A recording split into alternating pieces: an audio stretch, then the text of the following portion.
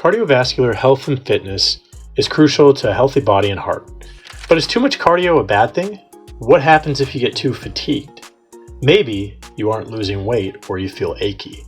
Something is off. In this video, we will cover the downside of getting too much cardio, what VO2 max training is, and why it matters. The benefits to engaging in cardiovascular fitness correctly and with appropriate timing will also be explained by the end. You will soon find out how a 30-minute workout can add years to your life. Initially, to start with basics, can cardio ever become a negative, or is it just a myth?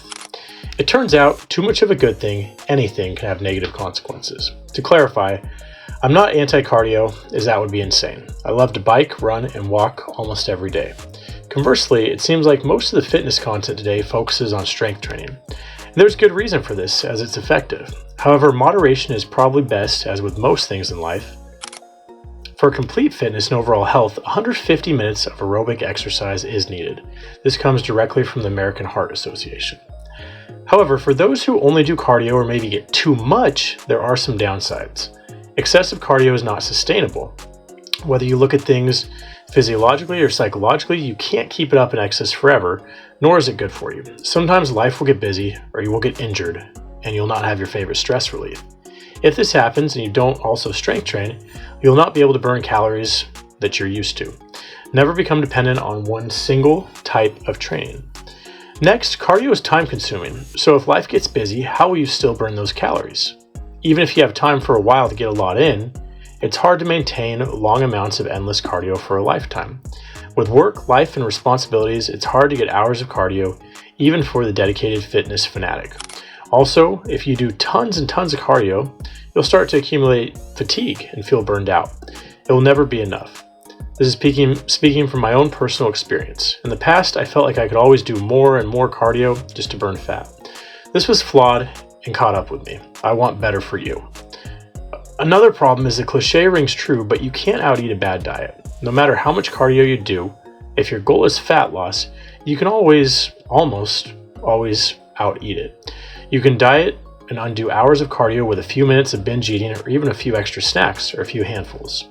If you're doing lots of cardio, it's human nature to get hungrier, and what you eat can outweigh the benefits quickly. You will just eat more to compensate. While cardio burns more calories than strength training in the moment, it rarely burns as many as we think. Further, cardio does not burn calories as easily as a calorie deficit can. Just eating less can help more. If you cut out 200 to 500 calories a day to try to lose weight or eat more nutrient-dense food, this is more helpful for fat loss. It takes a lot of time on the treadmill to burn 500 extra calories that can instead be taken out by skipping part of what you normally eat. If you've enjoyed this video so far, consider giving it a cardio-loving thumbs up and subscribe for more content like this. We provide new content weekly. We always want to bring you fitness advice you can use right away. Instead of just aiming for hours and hours of mindless cardio, I would instead encourage you to focus on effective cardio and VO2 max training. Most people have heard of VO2 max as it relates to cardio, but why would you need to push your VO2 max or even know what it is? Let me explain. VO2 max measures the maximum oxygen your body can use during intense exercise. It is a true measure of cardiovascular fitness and tests your body. It is your heart, muscles, and lungs working together in symphony to use oxygen. It's a great assessor of overall fitness level and maybe even an indicator of longevity. Promising studies have found that higher VO2 max levels are linked to reduced risk of mortality. This is why you should care about it as more than just another boring statistic on health. This will help when focusing on VO2 max training. To increase VO2 max, I'm covering the Norwegian 4x4 workout. This style of aerobic training has been gaining steam as people focus on lifespan and longevity. Do you think it's possible for a 30-minute workout to add years to your life? The Norwegian 4x4 workout attempts to do just that. It's a simple yet grueling workout that does not take a lot of time. It's a cardio workout which has 4 sets of 4-minute intervals where you push at 85 to 95% of your maximum heart rate. It's a very vigorous pace, but not an all-out sprint like you do for a 100-meter sprint. Its purpose? To increase your VO2 max. It's most convenient to use a fitness tracker. However, if you don't have one, you can push to a level of 8 or 9 on a scale of 10 based on how you feel. To successfully do the workout, I would always recommend a few-minute warm-up. You then perform 4 sets of 4 minutes with intense training, pushing at that 85 to 95%. Then take 3 minutes of rest, consisting of low-intensity activities such as a brisk walk or jog between each 4-minute push. Repeat the 4 intervals 4 times and then cool down. This is a high-intensity workout, so it's not meant for those who are not used to training. For a complete beginner, a moderate cardio or lower steady-state option could be preferable. If you have heart problems or need advice, always consult a doctor before intense exercise. However, if you're all in and the goal is to increase VO2 max, run faster, and extend lifespan, this could be a good addition to your workout routine.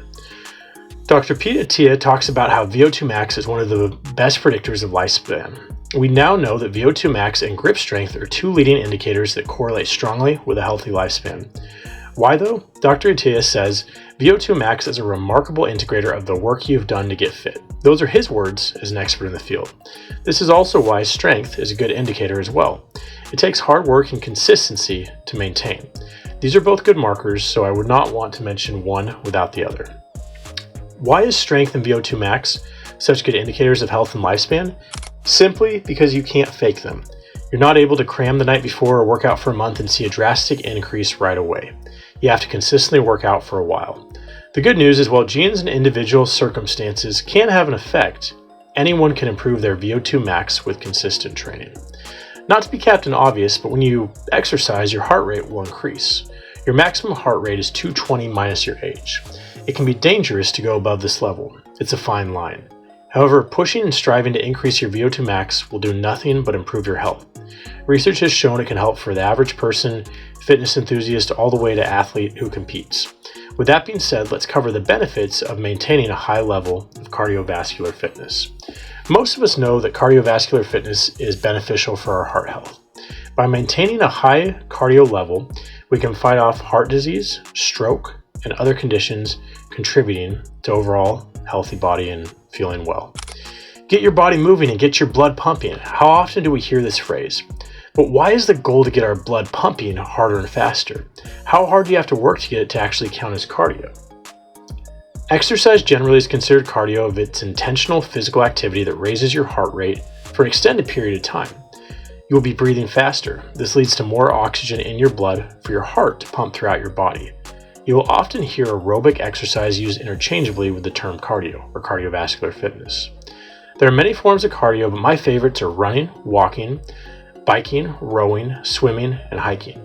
This would also include gym options like ellipticals, stair steppers, and treadmills, as there is overlap. Cardio does not have to be scheduled as a daily walk or 30 minutes at the gym.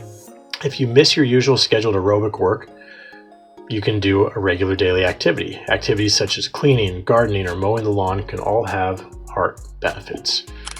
How is cardio good for your heart? Regular cardio can decrease your resting blood pressure and maybe more importantly, make it so your heart does not have to work as hard constantly. It can also help by improving good cholesterol and also lowering blood fats. Your heart health is important to overall health and helps improve your overall lifespan, helping you live longer. Do you ever feel stiff or like it's hard to move after being still for a while? Cardiovascular fitness can help us feel less achy in our joints, although counterintuitive, and the aches and pains can make you feel like not moving. Getting up and moving can actually help more than anything. By moving, you can help fight osteoporosis and worry less about fractures. In addition, you can manage conditions like arthritis and work to have a better range of motion in daily movement patterns. But can cardio actually benefit your muscles? After all, aren't cardio and aerobic exercise work for your heart and your muscles?